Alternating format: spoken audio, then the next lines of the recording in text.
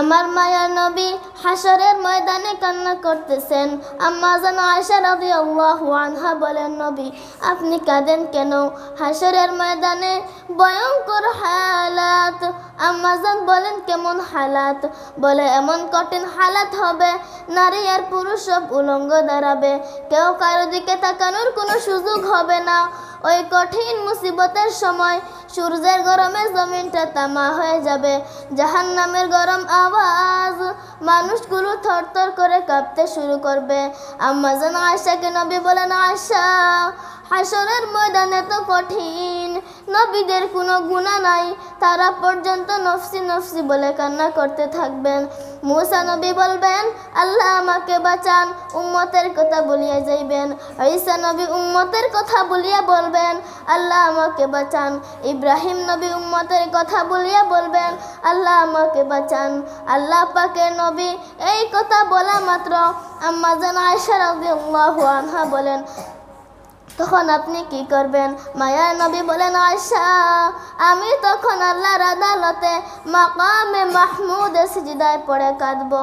আমি একবারও বলবো না আল্লাহ আমাকে বাঁচান, আমি বারবার বলবো আল্লাহ আমার উম্মতকে বাঁচান, উম্মতকে বাঁচান, উম্মতকে বাঁচান।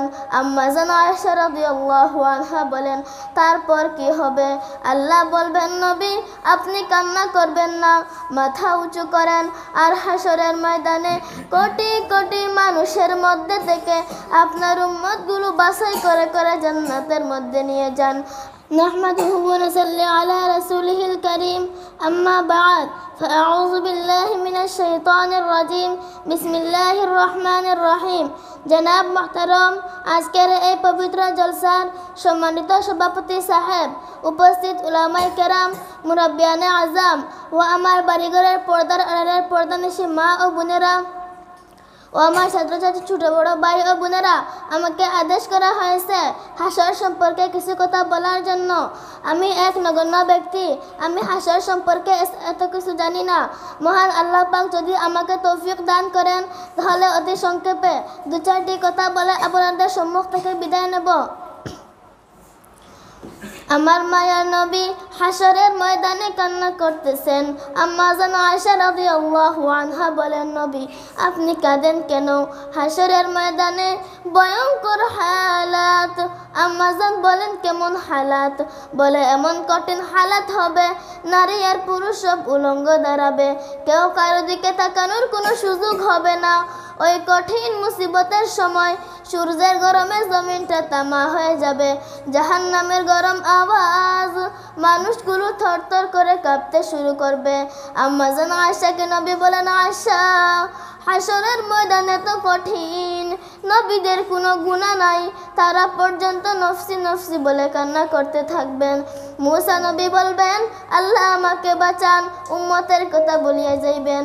ঈসা নবী উম্মতের কথা বলিয়া বলবেন, আল্লাহ আমাকে বাঁচান। ইব্রাহিম নবী উম্মতের কথা বলিয়া বলবেন, আল্লাহ আমাকে বাঁচান। আল্লাহ পাকের নবী এই কথা বলা মাত্র আম্মা জান আয়েশা রাদিয়াল্লাহু আনহা বলেন, তখন আপনি কি করবেন? মায়ার নবী বলেন, আয়েশা আমি তখন আল্লাহর আদালতে মাকামে মাহমুদে সিজদায় পড়ে কাঁদবো। আমি একবারও বলবো না আল্লাহ আমাকে বাঁচান, আমি বারবার বলবো আল্লাহ আমার উম্মতকে বাঁচান, উম্মতকে বাঁচান, উম্মতকে বাঁচান।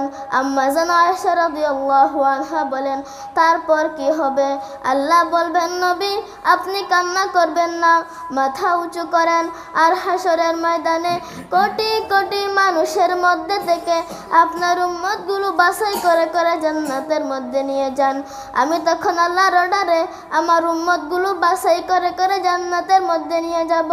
আম্মা জান আয়েশা রাদিয়াল্লাহু আনহা বলেন, কোটি কোটি মানুষ থাকবে হাসরের ময়দানে, মুসা নবীর উম্মত, ঈসা নবীর উম্মত, ইব্রাহিম নবীর উম্মত। আপনি তখন উম্মত বাছাই করবেন কেমনে, চিনবেন কি করে? আম্মা জান আয়েশাকে নবী বলেন, আয়েশা বিশাল বড় একটা গাভীর পাল, সেই গাভীর মধ্যে থেকে শত শত গাভীর কোনো একটা গাভীর কপালে সাদা রেখা থাকে। চিনা সহজ না কঠিন? বলে অনেক সহজ।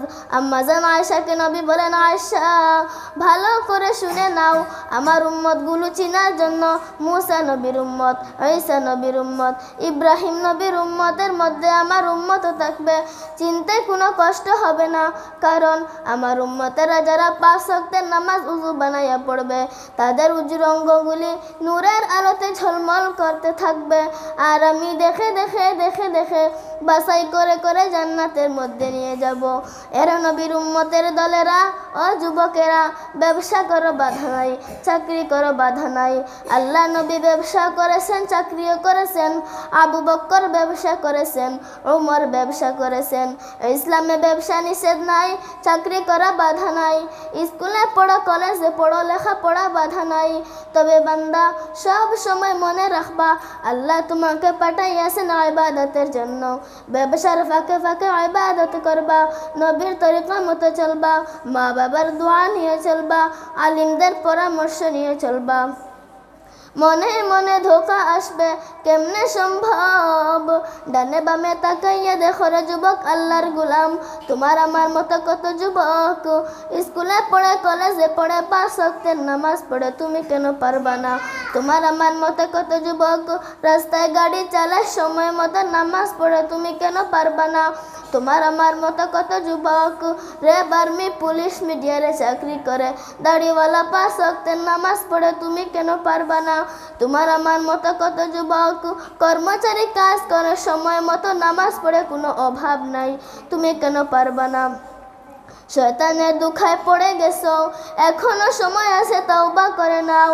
আল্লাহকে ডাকো আর বলো, হে মালিক, এই জীবনে শয়তানের দুখায় পড়ে গুনাহ করে করে দুটো হাত নাপাক করেছি, জিহ্বা নাপাক, আমার অন্তর নাপাক। আজকে থেকে তওবা করে নিলাম, গুনাহ নিয়ে কবরে গেলে জাহান্নামের শাস্তি সহ্য করতে পারবো না। দুনিয়াতে সূর্যের গরম সহ্য করতে পারি না, একটা মশার কামড় সইতে পারি না। গুনাহ নিয়ে কবরে গেলে জাহান্নামের শাস্তি কেমনে সহ্য করব? আল্লাহর কোরআন সত্য, গুনাহগারদের জন্য কবরে আযাব হবে তাও সত্য, হাসরের ময়দানে আযাব হবে তাও সত্য। এখনো সময় আছে, তওবা করে নাও। মরিয়া গেলে যাব, হায়াতের মালিক আল্লাহ, ইজ্জতের মালিক আল্লাহ, রিজিকের মালিক আল্লাহ। ও যুবকেরা, ও পর্দার আড়ালের মা বোনেরা, আপনার মতো কত মা বোন এখনো আছে স্বামীর খেদমত করে, 5 ওয়াক্তের নামাজ পড়ে। আপনারা তো নবীদের মায়ের মতো মা, আপনারা তো সাহাবায়ে কেরামদের মায়ের মতো মা, আপনারা নবীর স্ত্রী আয়েশা রাদিয়াল্লাহু আনহার মতো নারী, আপনারা তো খাদিজা রাদিয়াল্লাহু আনহার মতো নারী, আপনারা তো হাফিজ কুরআনদের মায়ের মতো মা, আপনারা তো আলিমদের মায়ের মতো মা। আপনারা এখনো কেন নবীর তরিকা মতো চলবেন না? দুনিয়াতে কষ্ট করে কামাই করে দিবে আপনার সন্তান, আপনার স্বামী। আপনার কোনো কষ্ট করিয়া কামাই রুজি করা লাগবে না, কামাই রুজি করা অংশ নিয়ে ঘরের মধ্যে থাকবেন, সন্তানগুলোকে মানুষ বানাবেন। 5 ওয়াক্তের নামাজ পড়ে স্বামীর জন্য দোয়া করবেন, সন্তানের জন্য দোয়া করবেন, সন্তানটাকে আদর্শওয়ালা বানাবেন। পিছনে যদি অন্যায় করিয়াই থাকেন, এখনো সময় আছে, তওবা করে নেন। আর বেপরদায় চলবেন না, স্বামীর অবাধ্য হবেন না, স্বামীর মাল নষ্ট করবেন না, আমানতের খেয়ানত করবেন না। সন্তানটাকে আদর্শওয়ালা নামাজি বানাবেন, সন্তানটাকে 5 ওয়াক্তের নামাজি বানাবেন। ও যুবক, তুমিও তওবা করো। আমরা যারা নবীর তরিকা মতো চলি, আমরা তো কেউ না খাইয়া মরে যাই নাই, সম্মান কমে নাই, ইজ্জত কমে নাই। অতএব এখনো সময় আছে, তওবা করে নাও। আল্লাহকে ডাকো আর বলো, ও আল্লাহ, চাকরি করি, ব্যবসা করি, লেখাপড়া করি, আর নামাজ বাদ দিব না, নবীর তরিকা মতো চলবো, মা বাবার খেদমত করে দোয়া নিয়ে চলবো, আলিমদের পরামর্শ নিয়ে চলবো। তওবা করার মতো যদি নিয়ত হয়, মুনাফিকি যদি অন্তরে না থাকে, খাঁটি তওবার নিয়তে দুটো হাত আমার আল্লাহকে দেখাইয়া দাও। আয় আল্লাহ, আমাদের হাতগুলো কবুল করে নেন, তওবা কবুল করে নেন, তওবার উপরে মজবুত হইয়া চলার মতো তৌফিক দান করেন। আমিন।